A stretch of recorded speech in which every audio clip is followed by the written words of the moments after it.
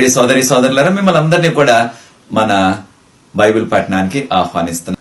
దేవుని యొక్క ఉచితమైన కృప ద్వారా మనము ఈ యొక్క బైబిల్ గ్రంథాన్ని పఠించాము, ముఖ్యంగా దానియేలు గ్రంథాన్ని. ఈ దినాన్ని మనం దానియేలు గ్రంథం 7వ అధ్యాయాన్ని ధ్యానిస్తున్నాం. ప్రార్థన చేసుకుని ఇది నా పాఠంలో కొనసాగుదాం. పరిశుద్ధ ప్రేమగల మా తండ్రి, మీకు స్తుతులు చెల్లిస్తున్నాం ప్రభావ. మీ యొక్క ఉచితమైన కృప ద్వారా గతించిన వారం అంతా మమ్మల్ని మా కుటుంబాన్ని కాచి కాపాడారు. వందనాలు చెల్లిస్తున్నాం ప్రభావ. ఈ యొక్క సమయంలో ఈ యొక్క వాక్యాన్ని వీక్షిస్తున్న ప్రతి వ్యక్తిని, వారి కుటుంబాన్ని ఆశీర్వదించమని, ఈ యొక్క లోతైన మర్మాలు పరిశుద్ధాత్ముడా మీరే మాకు బోధించమని యేసు ప్రభు వారి పరిశుద్ధమైన నామమును బట్టి ప్రార్థిస్తున్నాను తండ్రి, ఆమేన్. ప్రియ సోదరి సోదరులారా, మనము 7వ అధ్యాయాన్ని ధ్యానిస్తున్నాం. ఎవరైనా వచ్చిన వారు కంఠత వాక్యాన్ని తీసి ఉంచండి. దానియేలు గ్రంథం 7వ అధ్యాయం 27వ వచనం చదవబోతున్నాం కొన్ని క్షణాల్లో. దీనిలో ఉన్న సంఘటనలన్నీ కూడా దానియేలు గారికి ఈ యొక్క దర్శనం ద్వారా, కళ ద్వారా, దర్శనం ద్వారా బయలుపరచబడ్డవి. ఎప్పుడు వచ్చేవి? ఎప్పుడు దేవుడు ఈ యొక్క విషయాలు బయలుపరిచారంటే, ఇది బెల్షాజర్ రాజు గారి మొదటి సంవత్సరం అని దానియేలు గ్రంథం 7వ అధ్యాయం 1వ వచనంలో చెప్పబడ్డది. అప్పుడు ఈ యొక్క బెల్షాజర్ రాజు గారి మొదటి సంవత్సరం ఎప్పుడంటే 553వ సంవత్సరం, 553 BC.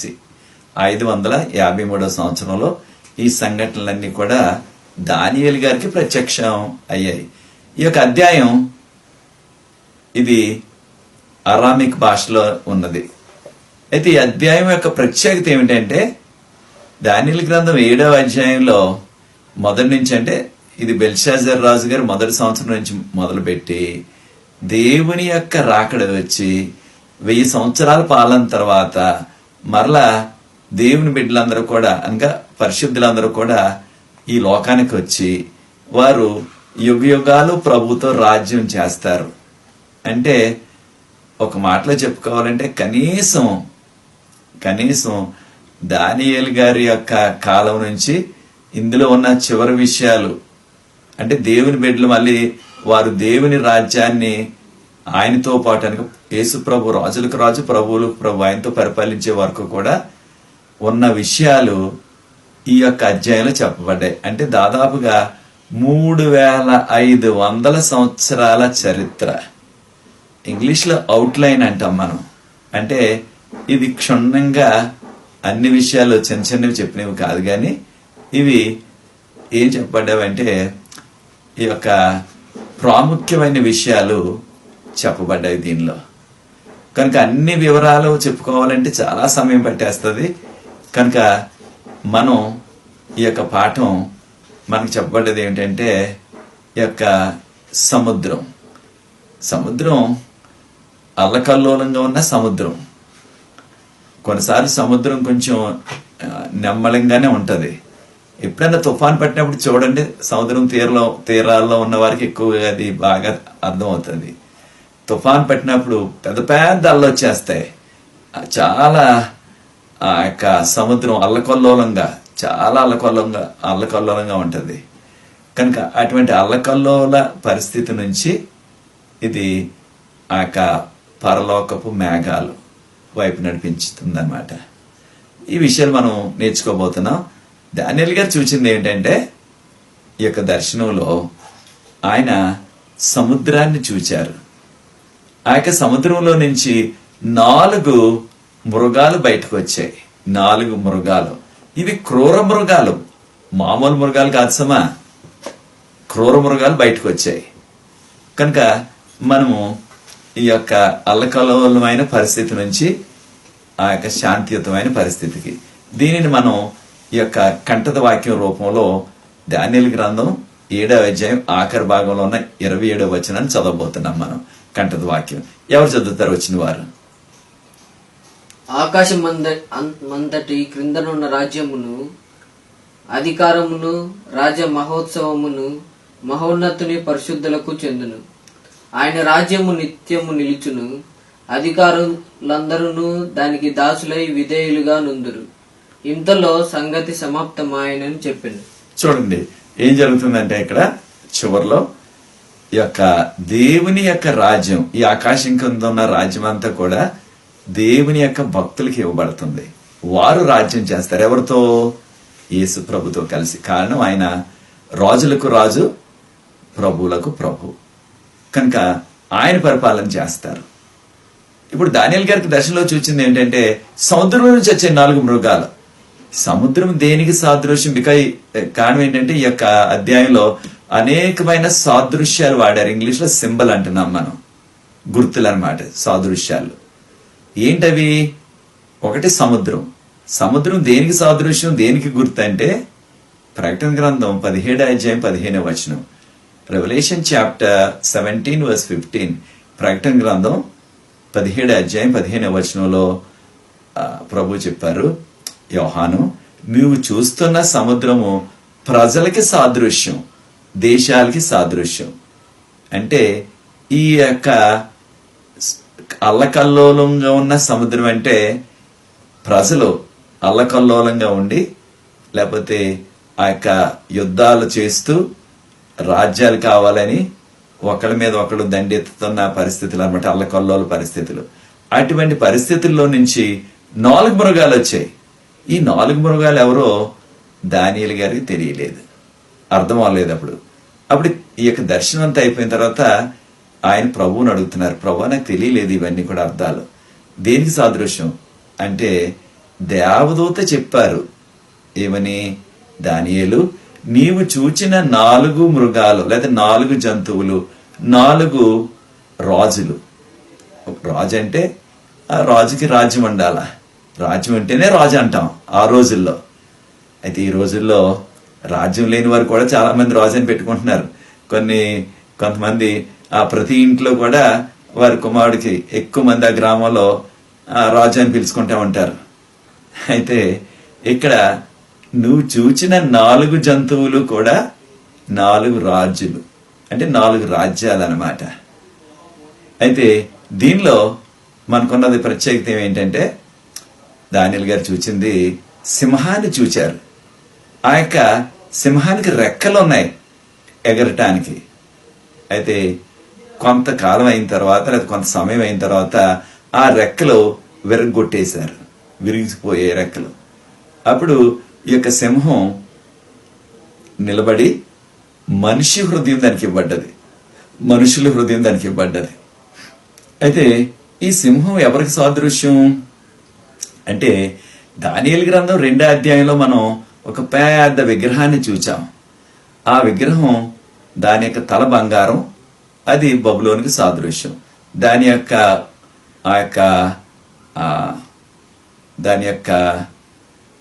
చేతులు, 2 చేతులు, దాని ఛాతి అదేమో ఈ యొక్క వెండితో చేశారు, అదేమో మాదీయులు పారసీకులు. దాని యొక్క పొట్ట అది ఇత్తడితో చేయబడ్డది, అది గ్రీకు రాజ్యానికి సాదృశ్యం.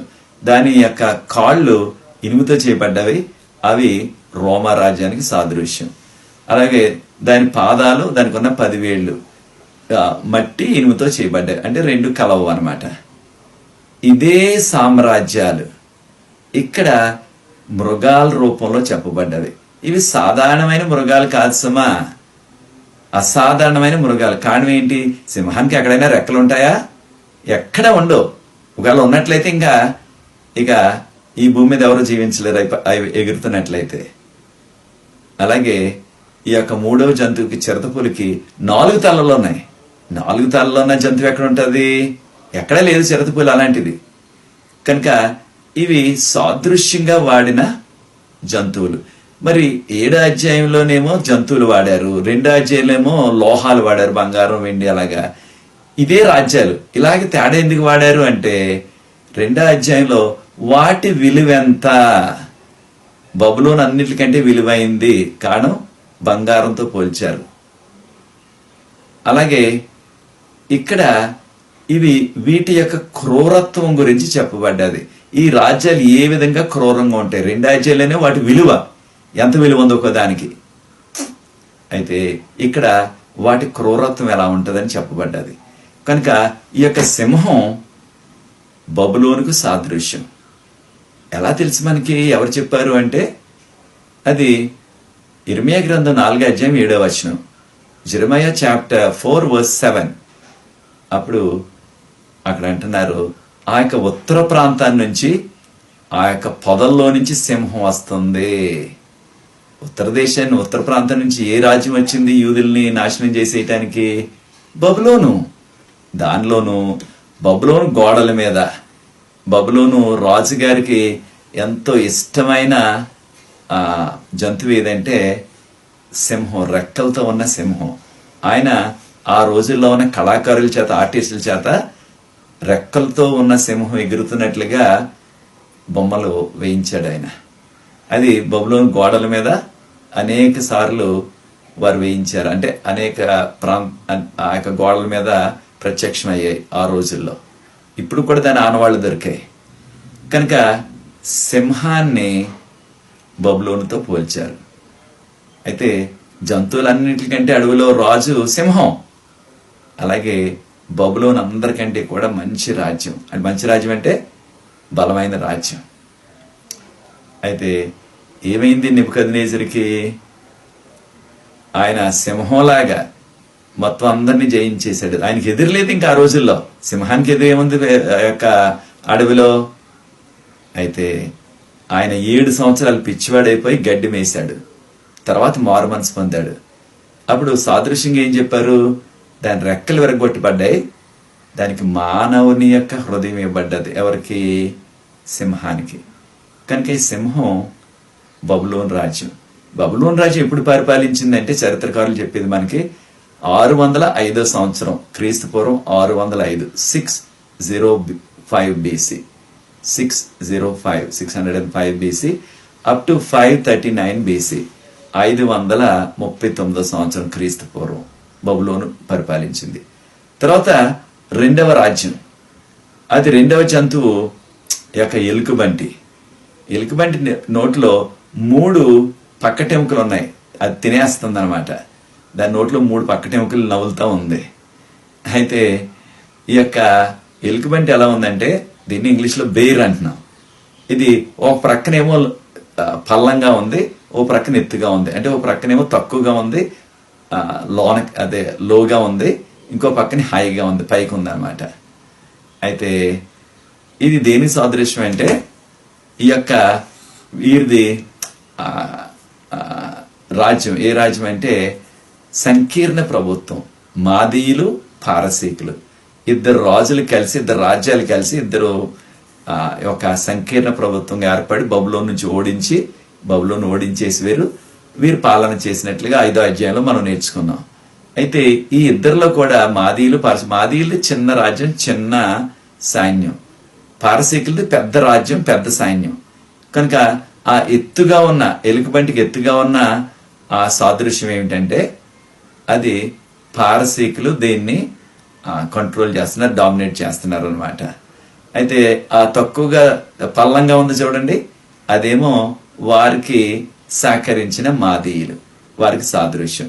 ఈ నోట్లో ఉన్న ఆ 3 పక్కటెముకలు ఎవరికి సాదృశ్యం అంటే, ఈ యొక్క మాదీయులు, పారసీకులు అందరిని ఓడించేసి 3 పెద్ద సామ్రాజ్యాల్ని వారు అంతం చేసేసి మింగేశారనమాట. సాదృశ్యంగా తినేశారనమాట వాళ్ళని. ఎవరిని? ఏ పెద్ద రాజ్యాలు? ఒకటి ఈజిప్టు, రెండోది లిడియా, మూడోది బబులోను. 3 పెద్ద రాజ్యాలు ఆ రోజుల్లో ఉన్న వాటిని ఓడించి నాశనం చేసేసారు. కనుక సాదృశ్యంగా 3 పక్కటెముకలు దాని నోట్లో ఉన్నాయి, తినేస్తా ఎలుకబంటి నోట్లో. అయితే ఈ యొక్క ఎలుకబంటి అంటే మాదీయులు, పారసీకులు పరిపాలించింది ఎప్పుడంటే 539 నుంచి 331 వరకు, 539 బీసీ అప్ టు 331 బీసీ. తర్వాత 3వ ఆ యొక్క మృగం, అది చిరతపులి. దానికి 4 తలలు ఉన్నాయి ఏకంగా. దానికి కూడా రెక్కలు ఉన్నాయి నడుము మీద. ఇది ప్రపంచం అంతటినీ పరిపాలించిన 3వ రాజ్యం. మొదటి రాజ్యం బబులోను, ప్రపంచం అంతటినీ ఆ రోజులు పరిపాలించింది. 2వ రాజ్యం ప్రపంచం అంతటిని పరిపాలించింది మాదీయులు, పారసీకులు. 3వ రాజ్యం గ్రీకులు, 331 నుంచి 168, 333 AD up to 168, 333 BC, 331 BC 331 సంవత్సరం బీసీ క్రీస్తు పూర్వం. అప్పటి నుంచి 168 బీసీ 168 క్రీస్తు పూర్వం అప్పటి వరకు పరిపాలించారు మాదీయులు పారసీకులు. అయితే మనకున్న ఇదేంటంటే ఈ యొక్క రెండవ రాజ్యం మాదీయులు పారసీకులు 539 నుంచి 331 వరకు వారి పాలన. మూడో రాజ్యం చెప్పుకుంటున్నాం, ఇది చిరతపులి. 331 నుంచి 168 క్రీస్తు పూర్వం వరకు పరిపాలించింది. అయితే దీనికి 4 తలలు ఎందుకు వచ్చాయి? గ్రీకుల రాజ్యాన్ని ఎవరు స్థాపించారు? ఎవరు దాన్ని ప్రపంచం అంతని పరిపాలించేలా చేశారంటే అలెగ్జాండర్ రాజు గారు, అలెగ్జాండర్ చక్రవర్తి గారు ఈ యొక్క ఆనాటి లోకం అంతటిని కూడా ఓడించేశాడు. 33 సంవత్సరాలు ఆయనకి లోకం అంతని ఓడించేటప్పటికి, పెళ్లి కూడా చేసుకోలేదు అప్పటికి ఇంకాని. అయితే ఆయన హఠాత్తుగా చనిపోయాడు. చనిపోతే ఎంత పెద్ద రాజ్యం ఎక్కడి నుంచి, మన దేశాన్ని నుంచి గ్రీస్ వరకు అనమాట, మాసిడోనియా. ఈ రాజ్యం అంతటిని ఆయన యొక్క 4 సైన్యాధ్యక్షులు ఆయనకి, ఆ 4 ఈ పెద్ద సామ్రాజ్యాన్ని పంచుకున్నారు, వారు విభజించుకున్నారు అన్నమాట. అందుకనే 4 తలలని చెప్పబడ్డది ఆ చిరతపులికి. చిరతపులేమో గ్రీకుల రాజ్యానికి సాదృశ్యం, ఈ యొక్క 4 తలనేమో అది 4 ముక్కల కింద విడిపోయింది అనమాట. 4 సైన్యాధ్యక్షులు దాన్ని పంచుకున్నారు. వారి పేర్లు ఏంటంటే మనకి టోలమీ, లెసెమేకస్, సెల్యూకస్, కసాండర్. ఈ 4 పేర్లు టోలమీ, లెసెమేకస్, సెల్యూకస్, కసాండర్, ఈ 4 పంచుకున్నారు అనమాట. ఇది 3వ రాజ్యం, అంటే ప్రపంచమంతని పరిపాలించిన రాజ్యం. 4వది ఏంటంటే అది రోమా రాజ్యం. రోమా రాజ్యం 168 నుంచి క్రీస్తు పూర్వం 168 నుంచి 476 వరకు క్రీస్తు శకం మరిపుడు, క్రీస్తు పూర్వం నుంచి క్రీస్తు శకానికి వచ్చేసాం. 476 వరకు రోమా రాజ్యం పరిపాలించింది. అన్నిటికంటే ఎక్కువ కాలం రోమా రాజ్యం పరిపాలించింది. 644 సంవత్సరాలు పరిపాలించింది. అయితే దర్శనం ఎలా కనిపించింది దానియేలు గారికి? ఇనప దంతాలు ఉన్నాయి ఏకంగా దానికి. దేన్నైనా సరే అది నమిలి ఇంకా మింగేయగలదనమాట. ఇనప దంతాలు ఉన్నాయి సాదృశ్యంలో. తర్వాత భయంకరంగా ఉంది, దానికి 10 కొమ్ములు ఉన్నాయి ఏకంగా తల మీద. ఇది అసాధారణమైన జంతువు. అలాంటి జంతువు ఎక్కడ కనపడదు. ఇనప దంతాలు ఉండే జంతువు ఎక్కడుంది? ఏదీ లేదు. అయితే మనకి చూడండి 2వ అధ్యాయంలో ఇనుప కాళ్ళు దేనికి సాదృశ్యం అని చెప్పుకున్నాం? రోమ రాజ్యానికి. ఇక్కడ కూడా ఈ 4వ క్రూర మృగం రోమా రాజ్యం ప్రపంచనంతటిని పరిపాలించింది. ఆ రోజు చాలా క్రూరంగా పరిపాలించింది. అయితే దీనికి 10 కొమ్ములు ఉన్నాయి. అప్పుడు ఈ 10 కొమ్ముల్లో నుంచి ఒక చిన్న కొమ్ము పైకి వచ్చింది. దానియేలు గారు చూచారు. దానియేలు గ్రంథం 7వ అధ్యాయంలో ఇవి 1 నుంచి 8 వరకు ఉన్న వాక్య భాగాన్ని చదివితే ఈ 4 జంతువుల గురించి, 10 కొమ్ముల గురించి, ఆ చిన్న కొమ్ము గురించి, దీన్ని ఇంగ్లీష్లో లిటిల్ హార్న్ అంటున్నాం. ఆ యొక్క చిన్న కొమ్ము ఎప్పుడైతే వచ్చిందో ఈ 10 కొమ్ముల్లో 3 కొమ్ములు విరిగిపోయాయి. అంటే ఎవరి 10 కొమ్ములు సాదృశ్యం? 10 కొమ్ములు ఎవరికి సాదృశ్యం అంటే గాబ్రియేల్ దూత గారే చెప్పారు దానికి జవాబు. దానియేలు గ్రంథం 7వ అధ్యాయం 24వ వచనం. Daniel chapter 7 verse 24. దానియేలు, నీవు చూచిన 10 కొమ్ములు 10 రాజులు. అంటే 10 చిన్న రాజ్యాలు అనమాట. రాజ్యం అంటేనే రాజు, రాజు అంటే రాజ్యం, రాజ్యం అంటే రాజు. కనుక నీవు చూచిన 10 కొమ్ములు కూడా 10 రాజ్యాలు. అయితే ఈ 10 కొమ్ములు 3 కొమ్ములు విరిగిపోయాయి చిన్న కొమ్ము వచ్చినప్పుడు. చిన్న కొమ్ము అంటే చిన్న రాజ్యం. అయితే ఎప్పుడైతే ప్రారంభమైందో 3 రాజ్యాలు విరిగిపోయాయి. అంటే 3 రాజ్యాలు అంతమైపోయాయి అనమాట. ఎవరు 3 రాజ్యాలు అంతమైపోయినాయి అంటే ఇది వాండల్స్ అని, హెరోలై అని, ఆస్ట్రోగాట్స్. 3 ట్రైబల్ కింగ్డమ్స్ అన్నమాట. ఈ ట్రైబల్స్ ఏలో రాజ్యాలుగా ఏర్పడ్డారు. ఒకటి వాండల్స్ అంటారు, రెండవది హెరోలై అంటారు, మూడవది ఆస్ట్రోగాట్స్. ఈ 3 కూడా చిన్న రాజ్యాలు. రోమాపట్నాన్ని వణికించేశారు ఏకంగా. తర్వాత అంతమైపోయారు. మరి చిన్న కొమ్ము ఎవరికి సాదృశ్యం, ఎవరికి సూచిస్తుందంటే ఇది పోపుల రాజ్యం. చిన్న కొమ్ము పోపుల రాజ్యానికి సాదృశ్యం. ఇంగ్లీష్లో ప్యాపసీ అంటున్నాం. వారి పాలనకి సాదృశ్యం. స్టార్టింగ్ లో చాలా చిన్నగా ఉంది, కానీ ఉండే కొలది అది బలపడిపోయి పెద్దదైపోయి తక్కిన అన్నిటికంటే కూడా ఇది బాగా బలంగా పొడవుగా అయిపోయింది అనమాట. అంటే తర్వాత కాలంలో ఇక యూరోప్ అంతటినీ కూడా, ఐరోపా ఖండాన్ని అంతటినీ కూడా, తర్వాత ఆసియా ఖండాన్ని, ఆఫ్రికా ఖండాన్ని కూడా శాసించిన వారు పోపులు. మతపరంగా దీన్ని కేథలిక్ చర్చ్ అంటున్నాం. తర్వాత రాజ్యపరంగా పొలిటికల్ సిచ్యువేషన్, రాజ్య పొలిటికల్గా, తర్వాత రిలీజియస్గా, మతపరంగా కూడా, తర్వాత ఈ యొక్క రాజకీయంగా కూడా పోపులు లోకాన్ని అంతని శాసించారు. ఆనాటి ఉన్న లోకం కనుక చిన్న కొమ్ము ఆ యొక్క పోపుల రాజ్యానికి సాదృశ్యం. తర్వాత ఏం జరిగింది? ఈ యొక్క చిన్న కొమ్ముకి చూడటానికి మనుషుల్లాంటి కళ్ళు ఉన్నాయి, మనుషుల్లాంటి నోరు ఉంది. దానియేలు గారు చూశారు ఈ విషయాన్ని.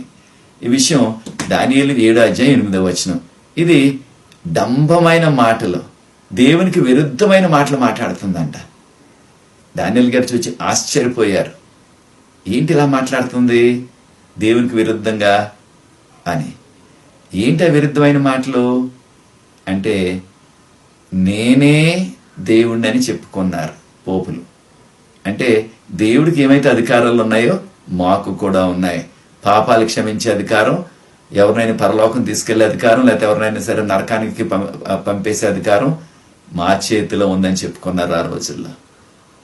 తర్వాత వారు చెప్పింది ఏమిటంటే, పోపును కూడా, పోపు మానవుడైనప్పటికీ పోపును కూడా పూజించాల అని అనేకమైన బైబిల్లో లేని సిద్ధాంతాలు ప్రవేశపెట్టింది ఈ పోపుల రాజ్యం. ఎవరైతే వారికి అడ్డు చెప్పారో వారిని హతం చేసేసారు ఏకంగా. ఉదాహరణకు జాన్ హస్ అని జెరోమ్ అని ఇద్దరు ఎంతో మంచి విశ్వాసులు.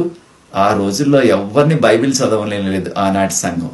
వీరు బైబిల్ చదివి అందరికి వాక్యం చెప్తుంటే సజీవంగా కాల్చేశారు, వారిని చంపేశారు, కాల్చి చంపేశారు, సజీవ దహనం చేసేశారు ఆ రోజుల్లో జాన్ హస్ జెరోమ్ని. కనుక ఎన్నో దారుణాలు చేశారు. ఇది ఈ యొక్క చిన్న కొమ్మ అన్నమాట. ఇది దేవునికి విరుద్ధంగా మాట్లాడుతుంది ఈ పోపుల రాజ్యం. మాకు అధికారం ఉంది పాపాలు క్షమించడానికి, మాకు అధికారం ఉంది పరలోకం పంపడానికి, మాకు అధికారం ఉంది మాకు ఇష్టం లేని వాడిని నరకానికి పంపేయటానికి అని చెప్పుకున్నారు పోపులు ఆ రోజుల్లో. అయితే మరొకటి చేశారు వాళ్ళు. ఏం చేశారు? దేవుని భక్తుల్ని నలగొట్టేశారు ఏకంగా. దేవుని భక్తులు నలగొట్టి అంటే అనేక మందిని చిత్రహింసలు పెట్టి చంపించేశారు ఆ రోజుల్లో. దేనికి? వారు బైబిల్ చదువుతున్నారని, 10 ఆజ్ఞలు కాపాడుతున్నారని. వారు ప్రవేశపెట్టిన మరియమ్మ విగ్రహం, యేసుప్రభు విగ్రహం, పేతురు విగ్రహం, పౌలు విగ్రహం, యోహాను విగ్రహం, ఇలాంటి విగ్రహాలకు పూజ చేయలేదని వారు పంపించేశారు. అంటే చిత్రహింసలు పెట్టి చంపేశారు చాలా మందిని. మనకున్న చరిత్రకారు లెక్కల ప్రకారంగా 10 నుంచి 15 కోట్ల మందిని ఒక రోజున కాదు సుమా, వారికి ఇవ్వబడిన ఆ కాలం 1260 సంవత్సరాల కాలంలో 10 నుంచి 15 కోట్ల మంది ఈ విధంగా చిత్రహింసలు పడి ప్రభు కొరకు హతసాక్షులైపోయారు ఆ రోజుల్లో. ఇన్ని ఘోరాలు చేసింది ఈ యొక్క చిన్న కొమ్ము పోపుల రాజు. ఇంకేం చేశారు వీళ్ళు? వారు దేవుని యొక్క ఆజ్ఞలను మార్చేశారు. దేవుని ఆజ్ఞలు ఏంటి? 10 ఆజ్ఞలు 2వ ఆజ్ఞ, నీవు విగ్రహాలను చేయొద్దు అని ప్రభు చెప్తే అది బైబిల్ గ్రంథంలోంచి 10 ఆజ్ఞలను తీసి పడేసి వాళ్ళు. కానీ ఏంటి? వాళ్ళకి కావాల్సింది ఆ మరియమ్మ విగ్రహాన్ని పెడదాం, యేసు ప్రభు విగ్రహాన్ని పెడదాం, విగ్రహాన్ని పెట్టాలని ఆ ఆజ్ఞని తీసేశారు ఏకంగా. మరి 10లో ఒకటి తీసేస్తే 9 ఉంటాయి. అప్పుడు ఏం చేశారు? 10 కావాలి కదా. ఆ 10వ ఆజ్ఞ కొంచెం పెద్దదనమాట. దాన్ని 2 ముక్కల కింద చేసేసి 10 చూపెట్టారు. కనుక వారు బైబిల్లో ఈనాటి కూడా మనకి 2వ ఆజ్ఞ కనిపించదు, తీసేశారు దాన్ని. కారణం ఏంటంటే విగ్రహారాధన మొదలుపెట్టారు. అలాగే ఆరాధన దినాన్ని, సబ్బాతుని తీసేసి దాని స్థానంలో ఆదివారం పెట్టి ఏం సాకు చెప్పారంటే యేసుప్రభు లేచారు ఆదివారం కనుక ఆ రోజుని మనం పూజించాలన్నారు. అది యేసుప్రభు ఎక్కడా చెప్పలేదు, ఇది వీరు చెప్తున్నారు. ఇప్పుడు యేసుప్రభు చెప్పినట్లయితే తప్పకుండా మనం అందరం కూడా చేయాలని, కానీ యేసుప్రభు చెప్పలేదు ఆ మాట. యేసుప్రభు చెప్పింది ఏంటి? నేను 6 దినాల్లో అంతా సృష్టించాను, 7వ రోజున విశ్రమించాను, మీరు కూడా దాన్ని చేయండి అని 4వ ఆజ్ఞలో అది మనకి నిర్గమకాండం 20 వరకు ఉన్న 4వ ఆజ్ఞలు ప్రభు చెప్పారు. అలాగే యేసుప్రభు ఈ లోకానికి వచ్చినప్పుడు ఆయన ప్రతి విశ్రాంతి దినం వాడుక చొప్పున సమాజ మందిరానికి వెళ్ళి పూజలు అంటే ఆరాధన చేశారు. లోక సువార్త 4:16 కనుక ఇన్ని దారుణాలు చేసి ఈ యొక్క చిన్న కొమ్ము ఎంతకాలం ఇది కొనసాగిందంటే కాలములు అర్ధకాలం. కాలం అంటే సంవత్సరం. దాన్ని అరామిక్ భాష ఐడా అన్నారు. ఐడా అంటే 1 సంవత్సరం అన్నమాట. ఐడా అంటే 1 సంవత్సరం. తర్వాత 2 కాలాలు. 1 కాలం అంటే 1 సంవత్సరం, 2 కాలాలు అంటే 2 సంవత్సరాలు, తర్వాత అర్ధకాలం అంటే 1/2 సంవత్సరం, అంటే 3.5 సంవత్సరాలు అనమాట. 3.5 సంవత్సరాలని మనం రోజుల్లో పెడితే బైబిల్ గ్రంథంలో వాళ్ళకున్న క్యాలెండర్లో 360 రోజులు మాత్రమే. ఇప్పుడున్న మన క్యాలెండర్లో 365 ఉంటున్నాయి, లేదా 364 వస్తున్నాయి. కానీ వారి క్యాలెండర్లో ఎప్పుడైనా సరే 360.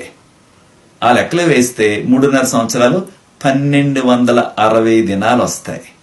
దీన్ని 3.5 కాలములు అర్ధకాలాన్ని మనం దినాల్లోకి మారిస్తే అది 1260 దినాలు వస్తాయి.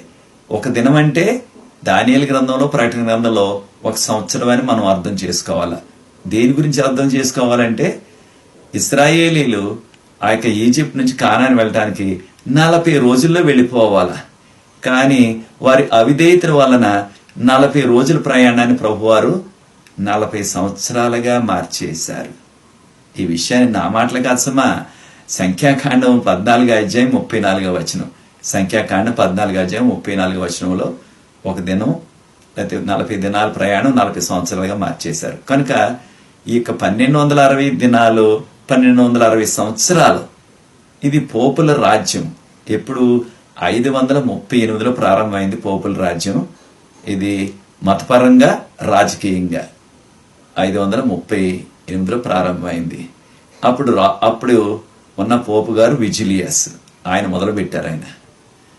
అయితే ఆయనకి రాజ్యాధికారం ఇచ్చింది ఎవరంటే పొలిటికల్ ఫ్రీడమ్ లేదా పొలిటికల్ పవర్ జస్టినియన్ అనే రాజు గారు, రోమా చక్రవర్తి గారు ఇచ్చేసి ఈ యొక్క యూరోప్ అంతా నువ్వు చూసుకో, నేను వెళ్ళిపోతున్నానని ఆయన ఆసియాకి వచ్చేసారు. అంటే టర్కీ దేశంలో కాన్స్టంటినోపుల్ అని పట్టణం ఉండేది, ఇప్పుడు దాన్ని ఇస్తంబుల్ అని పిలుస్తున్నారు.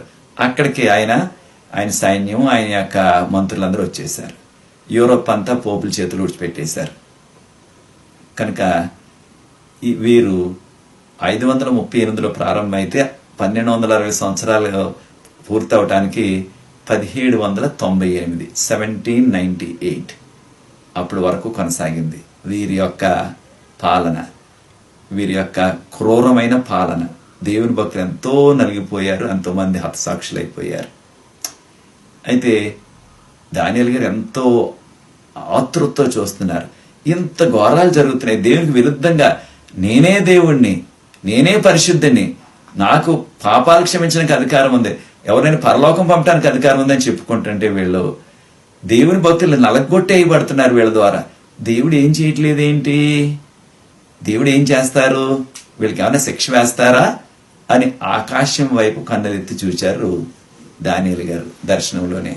ఇది దానియేలు గ్రంథం 7:9-10 అప్పుడు దానియేలు గారు కనిపించింది ఏంటంటే పరలోకంలో తీర్పు ప్రారంభం అవుతుంది. సింహాసనాలు వేశారు.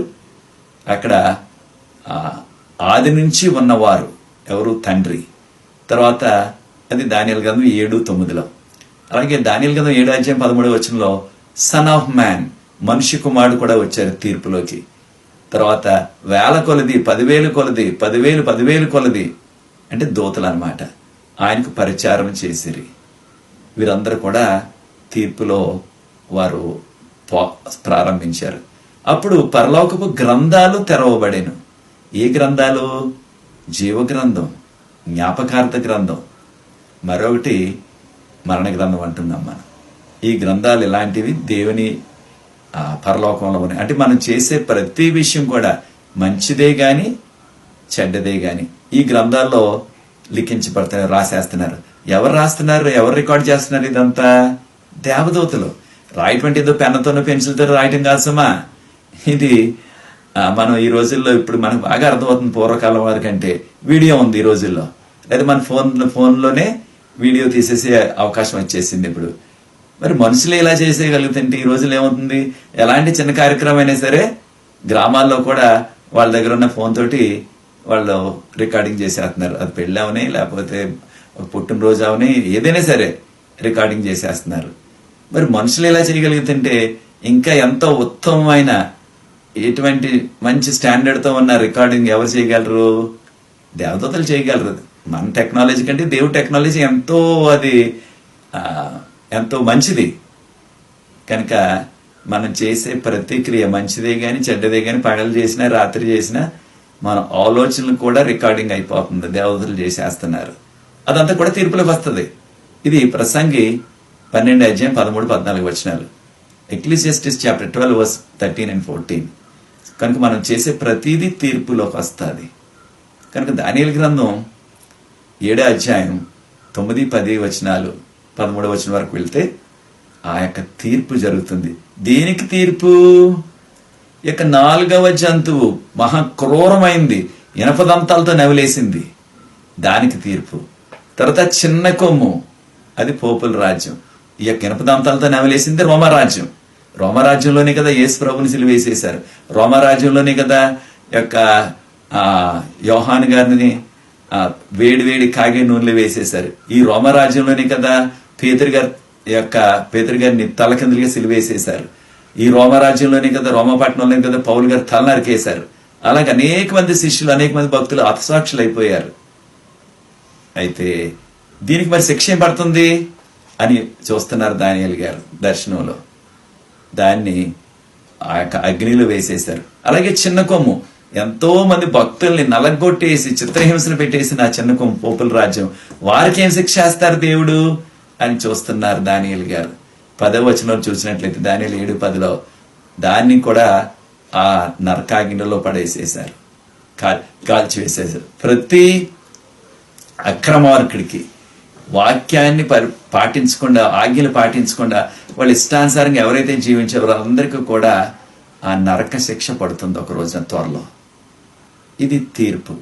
ఆ తీర్పులో ఇచ్చిన ఆ తీర్పు ఎవరైతే ఇచ్చారంటే దేవుని యొక్క భక్తులకి అనుకూలంగా ఆయన తీర్పు వచ్చిందనమాట. ఎవరైతే దేవుని భక్తులు ఉన్నారో చనిపోయినప్పటికీ రెండో రాకడప్పుడు వారు లేస్తారు. వారందరికీ కూడా ఈ యొక్క నిత్యరాజ్యం వారికి ఇవ్వబడ్డాది. నిత్యరాజ్యం. వారి యుగాలు కూడా దేవునితో కలిసి పాలన చేస్తారు. ఇదే కదా మన యొక్క కంఠత వాక్యం. దానియేలు గ్రంథం 7:27. వారు ఆయనకి, దేవుని భక్తులకి రాజ్యం ఇవ్వబడుతుంది. వారు యుగాలు ఆయనతో కలిసి పాలన చేస్తారు. ఎంత ధన్యత చూడండి. పరలోకం వెళ్ళటానికే మనకి అర్హత లేదంటే పాపులమైన మన పరలోకం తీసుకువెళ్ళటమే కాదు, మనల్ని ఈ యొక్క విశ్వంలో అనేకమైన లోకాలు ఉన్నాయి, అందరినీ కూడా పరిపాలించే ఆ అవకాశం, ధన్యత మనందరికీ కలగబోతుంది. కారణం మన యొక్క తండ్రి రాజులకు రాజు, ప్రభువులకు ప్రభు. ప్రకటన గ్రంథం 19:16 ఆయన పాలన చేస్తారు. ఆయనతో ఆయన కుమారులు అంటే యువరాజులు, ఆయన కుమార్తెలు అంటే యువరాణులు, మనం అందరం పరిపాలన చేయబోతున్నాం. అందుకని ప్రకటన గ్రంథం 1:6 ఆయన మనల్ని రాజులుగాను యాజకులుగాను చేశాను అని చెప్పబడ్డది. అదే రీతిగా ప్రకటన గ్రంథం 22:5 ఆఖరి భాగంలో, ప్రకటన 22:5 ప్రకటన 22:5 ఆఖరి భాగంలో మనం ఆయనతో ఎల్లప్పుడూ రాజ్యము చేయదము, యుగాలు రాజ్యము చేయదము, అంటే రాజ్యపాలన చేయదము అని చెప్పారు. ప్రియ దేవుని బిడ్డలారా, ప్రభు రాకడ త్వరలో వస్తుంది. అయితే ఈ యొక్క 7వ అధ్యాయంలో ఉన్న ప్రాముఖ్యమైనది ఏమిటంటే, ఈ యొక్క లోకమంతా కూడా దేవుడు సృష్టించి ఆదామవ్వను పరిపాలించమని పెట్టారు. ఆదామవ్వ అని దేవుడిని యొక్క ప్రతినిధులుగా రాజ్యపాలన చేయమని లోకంలో పెడితే, సాతానుడు వీరు మోసం చేసేసి ఆ యొక్క లోకపు అధికారిగా సాతానుడు ఈ యొక్క పదవిని కొట్టేశాడు, పదవిని తీసేసుకున్నాడు. ఆదామవ్వ పాపం చేసి చనిపోయారు. ఈ యొక్క లూసిఫరు, సాతానుడు అంటున్నాం మనం, సాతానుడు అయిపోయాడు. సాతానుడు ఈ లోక అధికారిగా ఉన్నాడు. యేసుప్రభు కూడా చెప్పారు ఆ విషయాన్ని. యోహాను సువార్త 12:31 ఈ లోకాధికారి సాతానుడు వచ్చినప్పుడు అన్నారు. ఈ లోకాధికారి ప్రస్తుతం సాతానుడు. అయితే ఎంతకాలం కొనసాగుతుంది? అరాచకాలు ఎక్కడ చూసినప్పటికీ, అన్యాయాలు, అక్రమాలు, యుద్ధాలు, ఎన్ని కోట్ల మంది చనిపోయారు యుద్ధాల్లో. ఇదంతా సాతాన్ని తెచ్చిపెట్టిన పరిస్థితి ఈ లోకంలో. అయితే దేవుని బిడ్డలుగా అందరికీ, సాతానికి తన అనుచరులందరికీ కూడా అగ్ని దండన, ప్రభు శిక్ష వేస్తారు. రెండో రాకడ తర్వాత, 1000 ఏళ్ల తర్వాత వారందరూ కూడా కాలి బూడిదైపోతారు. మరలా ప్రభు క్రొత్త ఆకాశాన్ని, క్రొత్త భూమిని సృష్టిస్తారు ఈ లోకంలో. అప్పుడు మనం యుగ యుగాలు ఆయనతో ఉంటాం, మనం రాజ్యపాలన చేస్తాం ఆయనతోటి. కనుక ఈ యొక్క 7వ అధ్యాయంలో దేవుని యొక్క రాజ్యాన్ని దొంగిలించిన సాతానుడు, తనకి శిక్ష పడుతుంది, సాతానికి ఆ నరక శిక్ష.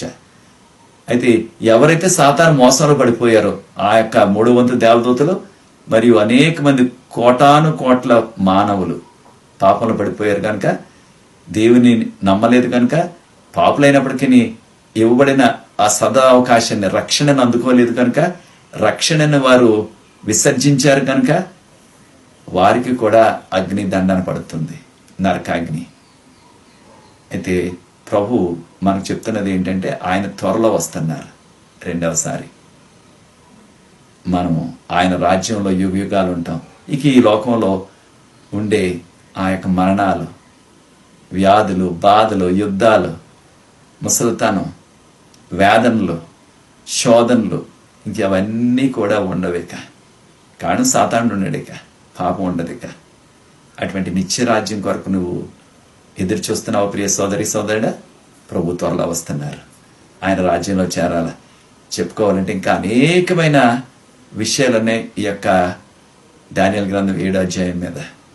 కానీ ఈ యొక్క ప్రాముఖ్యమైన విషయాలు ఈ దినాన్ని మనం చర్చించుకుంటున్నాం కనుక, ఎప్పుడైనా అవకాశం వచ్చినప్పుడు అనేకమైన లోతైన చారిత్రక విషయాలు ఉన్నాయి, ఆధ్యాత్మిక విషయాలు ఉన్నాయి. వట్టి ఆ తీర్పు గురించే మనం 2 గంటలు చెప్పుకోవచ్చు. ఆ యొక్క చిన్న కొమ్ము పోపుల రాజ్యం ఎంత దారుణాలు చేసిందో దాని గురించే చెప్పుకోవచ్చు 2-3 గంటలు మనం. అయితే సమయం లేదు కనుక ముఖ్యమైన అంశాలు మనం ఈ దినాన్న చర్చించుకోగలిగాం. ప్రభు మిమ్మల్ని, మీ కుటుంబాన్ని ప్రత్యేకంగా దీవించుగాక. ఇతరులతో పంచుకోండి ఈ విషయాలు. దేవుడు చెప్పినవన్నీ కూడా దానియేలు గారు రాసింది ఆ యొక్క 6వ శతాబ్దంలో. ఆయన రాసినవన్నీ కూడా ఖచ్చితంగా నెరవేరే. ఇక మిగిలింది ఏంటంటే నెరవేరవలసింది ఆ 2వ రాకడ. అప్పుడు ఆయన రాజ్యం మనందరికీ కూడా ఇవ్వబడుతుంది, మనం ఆయనతో కలిసి రాజ్యపాలన చేస్తాం. ఇంకా అదే మిగిలి ఉంది. దాని కొరకు నువ్వు వేచి ఉన్నావు ప్రియ సోదరి సోదరుడా. అది నీ నిర్ణయమైనట్లయితే అందరితో నీవు ఈ విషయాలు పంచుకో. మీ సంఘంతో, మీ స్నేహితులతో, మీ యొక్క తోటి పని వారితో, లేదా తోటి మీతో చదువుతున్న విద్యార్థులతో, లేకపోతే విద్యార్థినిలతో, అలాగే సంఘంతో, అలాగే తెలిసిన వారు మీ యొక్క ఫోన్లో, ఆన్లైన్లో కూడా షేర్ చేయండి. అది అనేక మంది మీ స్నేహితులకి, దూరంలో ఉన్న మీ బంధువులకు కూడా ఉపకరిస్తుంది. అయితే ఆ విధంగా చేసి ప్రభువు నామాన్ని మహింపద్దాం మనందరం కూడా. ప్రార్థన. పరిశుద్ధ ప్రేమగల మా తండ్రి, మీకు స్తుతులు చెల్లిస్తున్నాం ప్రభు. ఈ దినాన దానియేలు గ్రంథం 7వ అధ్యాయంలో కొన్ని ముఖ్యమైన విషయాలు నేర్చుకునే ధన్యత మాకు దయచేశారు. దీన్ని చూస్తున్న ప్రతి వ్యక్తిని, వారి కుటుంబాన్ని దీవించండి. ఎవరైతే ఇతరులతో పంచుకుంటున్నారో ఈ విషయాలు, వారిని కూడా ప్రత్యేకంగా ఆశీర్వదించమని, మీ కృపతో ప్రభా మేము ఈ కడవరకాలంలో జీవిస్తూ త్వరలో మీరు వస్తున్నారు, మీ రాజ్యంలో ఎత్తబడే ధన్యత మాకు అందరికీ కూడా అనుగ్రహించమని ఆయన మీరు ఇచ్చిన అవకాశాన్ని బట్టి స్తుతులు చెల్లిస్తూ యేసు ప్రభు వారి పరిశుద్ధమైన నామమును బట్టి ప్రార్థిస్తున్నాను తండ్రి, ఆమేన్. ప్రభు మిమ్మల్ని ప్రత్యేకంగా దీవించుగాక. ప్రియ సోదరి సోదరులారా, ప్రభు చిత్తమైనట్లయితే మరి వచ్చే వారం మనం 9వ పాఠంలో కలుసుకోబోతున్నాం. అంతవరకు ప్రభు యొక్క కృప, శాంతి, సమాధానం మనకు తోడైండును గాక.